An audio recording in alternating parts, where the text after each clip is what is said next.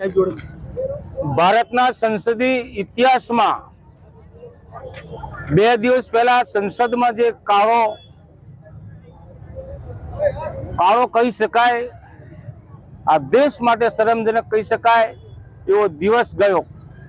આ દેશના ગૃહમંત્રી અમિત શાહે બાબા સાહેબ આંબેડકર માટે જે શબ્દો ઉચ્ચાર્યા, અને એ શબ્દો માત્ર શબ્દો નહોતા, એમની નાભીમાંથી નીકળેલા કચડાયેલા વર્ગ માટે, એસટી એસસી બક્ષી માટે એમનામાં જે ભાવ હોવો જોઈએ એ ભાવ એ પ્રદર્શિત એમણે કર્યો છે। અને તેનાથી આખા દેશમાં એસટી એસસી બક્ષી અને કચડાયેલો વર્ગ તેનાથી નારાજ છે।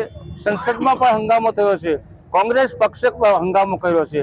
ત્યારે અમે છોટાઉદેપુરમાં એકત્ર થઈને આ દેશના ગૃહમંત્રી રાજીનામું આપે અને અમારો આ સંદેશો ઉપર સુધી પહોંચે એટલા માટે ભેગા થયા છે।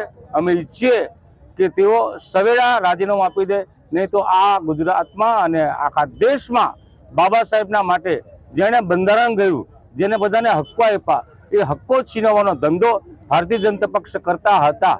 400 કે પારની વાત કરતા હતા, એનું જે મનસૂબો હતો એ મનસૂબો દેશની પ્રજાએ સમજી ગઈ અને 400 ને પાર પહોંચવાને બદલે 240 લાવીને અટકાવી દીધા। અને જેને કારણે ઘાંઘા થયેલા માણસો, આ સભ્યો આ દેશને વેર વિખેર કરવા માટે અને કોંગ્રેસને બદનામ કરવા માટે નીકળી પડ્યા છે।